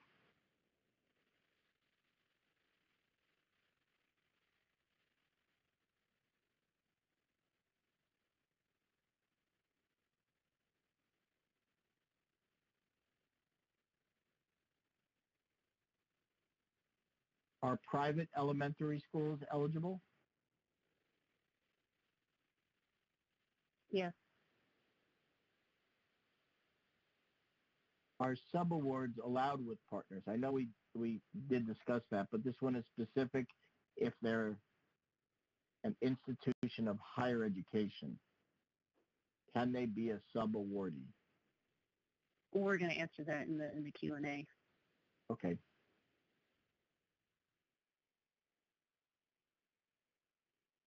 Are the U.S. Virgin Islands eligible?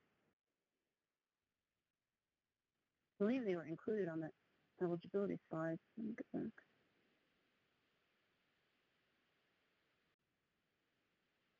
Yes, so slide 10. There's no faster way to scroll through these, or at least I'm not aware of one.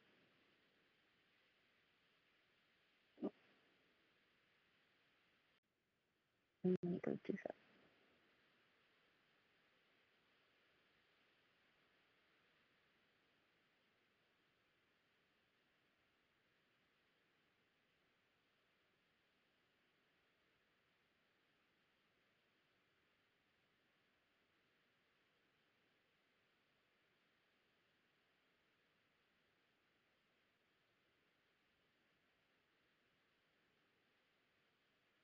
So yeah, U.S. Virgin Islands are inclusive of the Caribbean area and are eligible.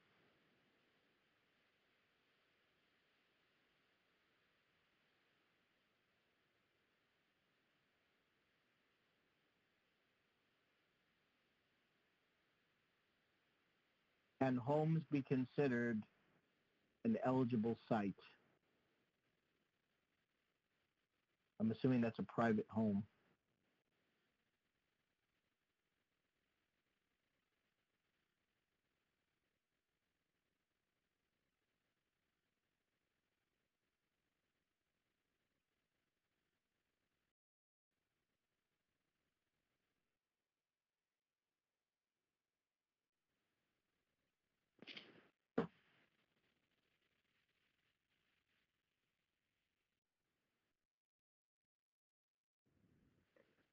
I believe the answer to that is no. Okay. Are improvements to a greenhouse allowed?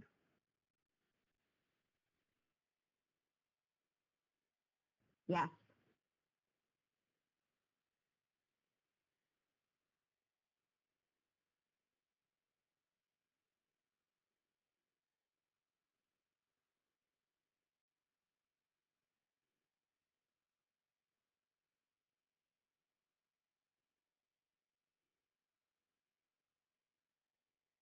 It appears that there are quite a number of eligibility questions. Did you just want to maybe perhaps pull up the eligibility slide one more time? Yeah, while you're doing that, I see one. Where can we find the general terms and conditions for this opportunity? If those are not already in the opportunity in grants.gov, they are. So in the related document tab of the opportunity on grants.gov is a copy of what NRCS will attach as their general terms and conditions for the award.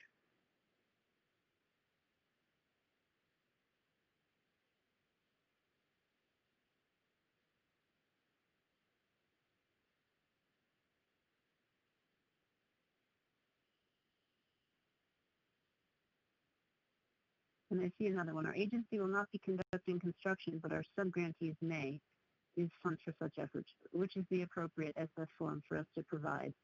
Well, in the Q&A, when that's posted, you will find out whether or not subawards are allowed.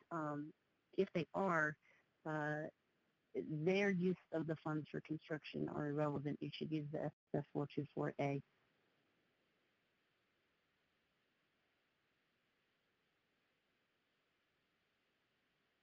Where can we find information for tomorrow's community composting and food waste reduction webinar? Links to both webinars are on farmers.gov. Is it / or /urban, Joe? Yes. Which one is it, / or /? / I'm sorry. Okay, so farmers.gov / urban. And in that composting opportunity is also available on grants.gov with the webinar information.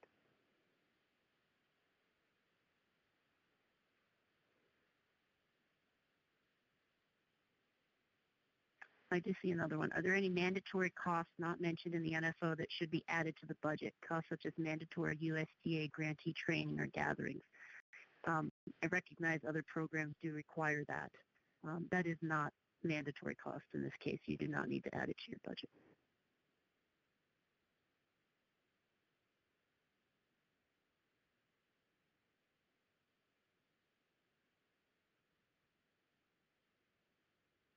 Someone felt that it was unclear whether or not grant funds could be used for the purchase of land. The grant funds can be used for the purchase of land, but your application will be ranked lower than other applications that are leasing land.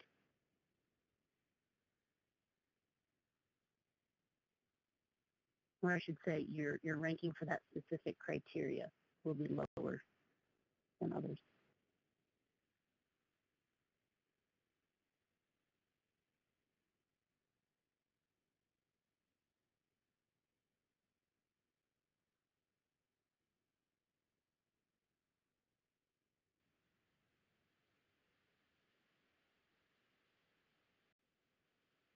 Can grant funds be used to conduct a county food assessment?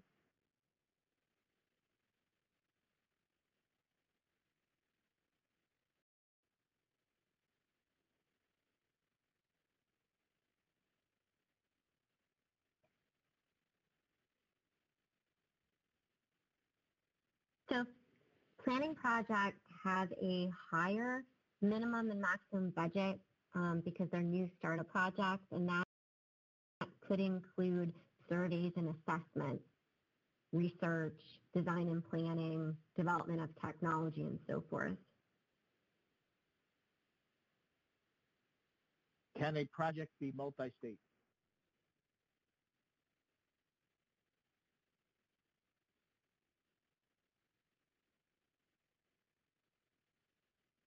Again, I assume that question is regarding the applicant would be one applicant with a physical location headquarters in one state with projects maybe crossing state lines. And Annie, you can correct me if I'm wrong, but the answer to that would be yes. That's yes. Yep.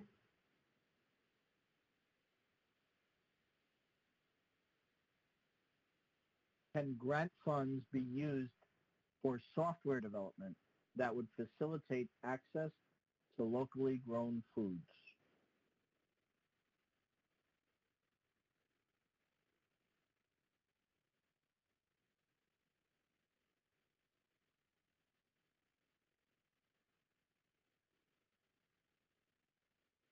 I would say if it's necessary for the project, yes.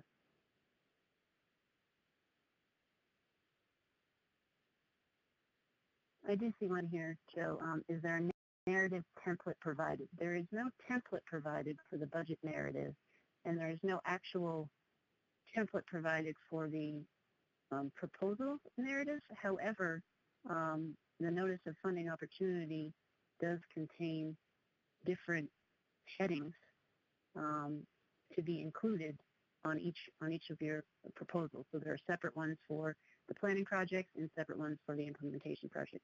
So there's no actually, template that you download and fill out, but you need to go to the NFO and review those headings, make sure you hit them all.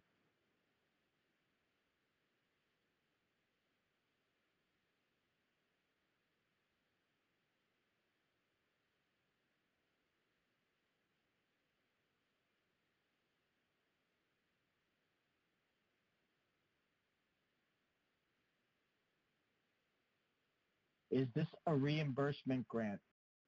Meaning, will I have to make purchases first, then submit the bills for reimbursement? That's going to depend on the agency's business evaluation and of your organization and risk. There have been multiple questions on this topic. Is it possible to purchase a vehicle for the distribution of food?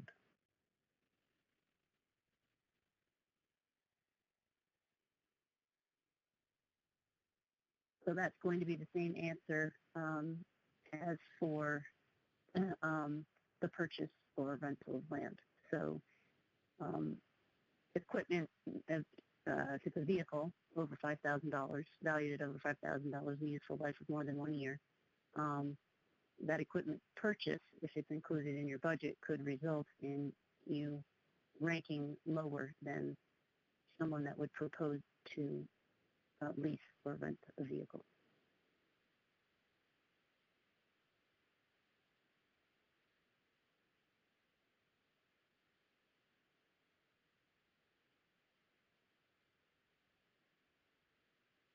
As a nonprofit urban ag organization, is it necessary to have insurance to operate?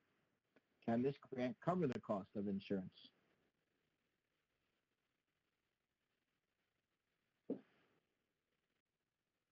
I believe the answer to that is yes, but I'm not going to say that definitively.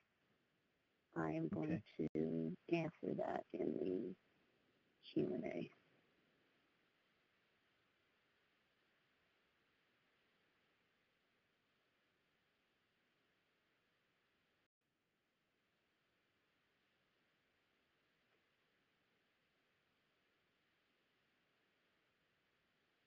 It appears as if there's a question related to the number of pages. So if you would repeat the requirements of the 10 pages and the 5 pages, that would be helpful. Okay, yes, let me get back here. And what we're referring to as the page number limit is just on the, I'm scrolling back up while I'm talking,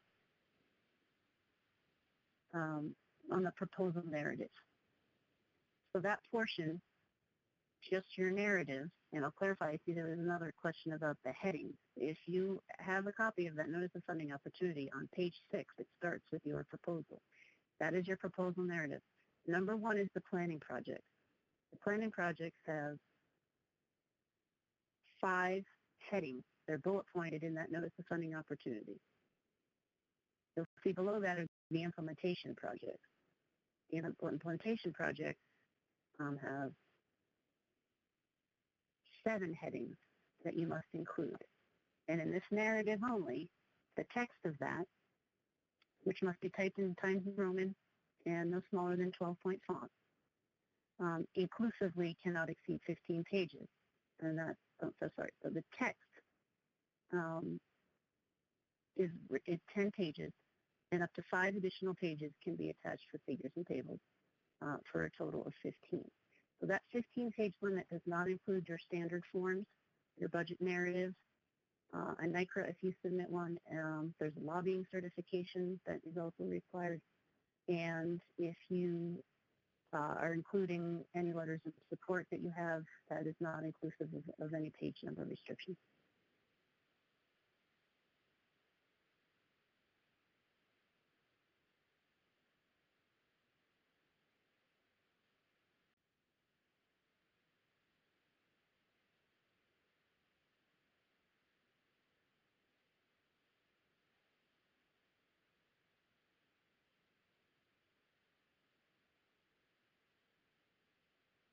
Will audio of the workshop also be available as well as the PDF?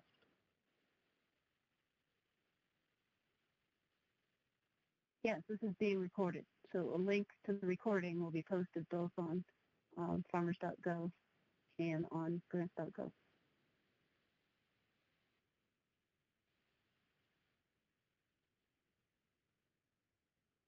So this same person has been asking this question. I live in the U.S., but I want to apply here, but implement the project in Africa. Is that eligible?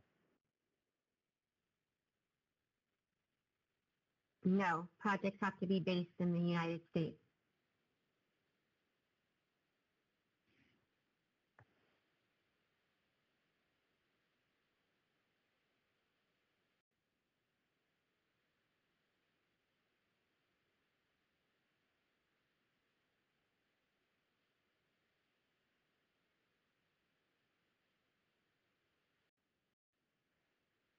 Does this USDA grant acknowledge extra points for applicants from promise zones designated by U.S. Housing and Urban Development?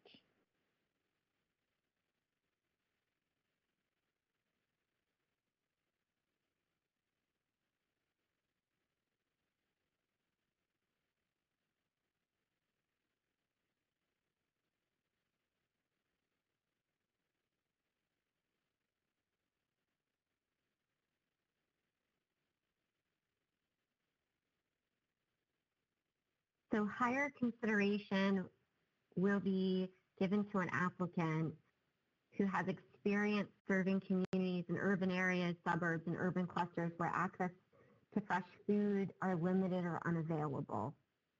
So on the screen right now are the 4 criteria for higher consideration.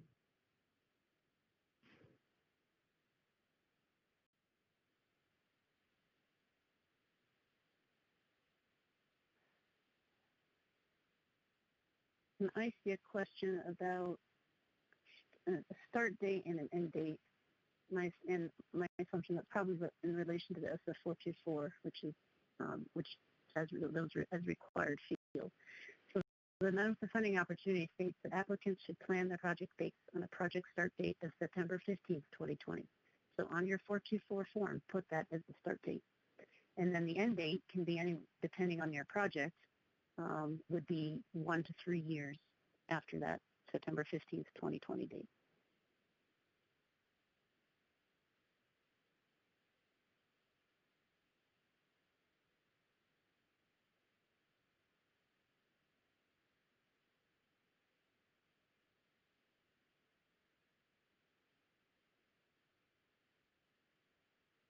Is it okay to use 10-point for tables and footnotes? No.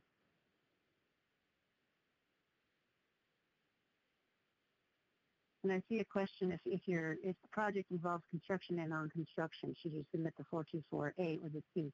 I would submit the 424A if the agency wants to follow up and get a C at a later.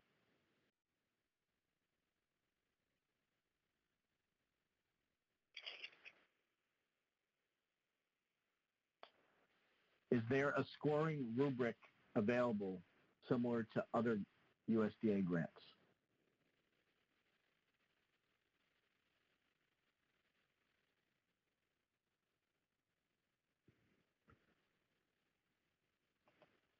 No, we have our evaluation criteria that we'll bring up on the screen for you to look at.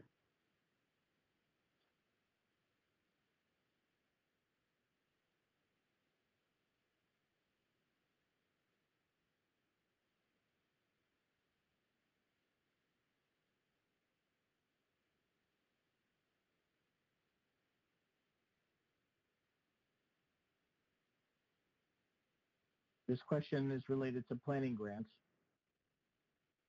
It appears they're looking to do a food system assessment. Are outreach activities costs allowable, such as food and refreshments for participants, cost for renting a meeting hall, meeting supplies, or communication tools?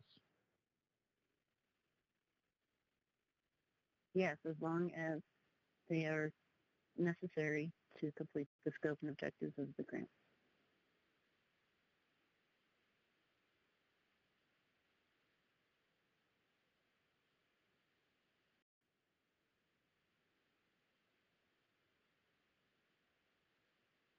So I think we should just add that I see in the questions there's a lot of comments, and that in the notice of funding opportunity on page 18 under other information, it does have the stakeholder input section. So NRCF welcomes your comments about the funding opportunity, and it gives you an email address where you can send those comments.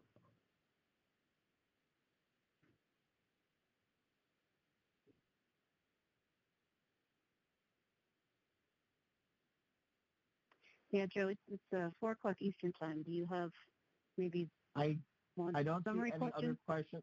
Yeah, I don't see any other questions in here that we haven't sort of already covered or are in fact the FAQs. So at this time, maybe I will refrain from asking any more questions.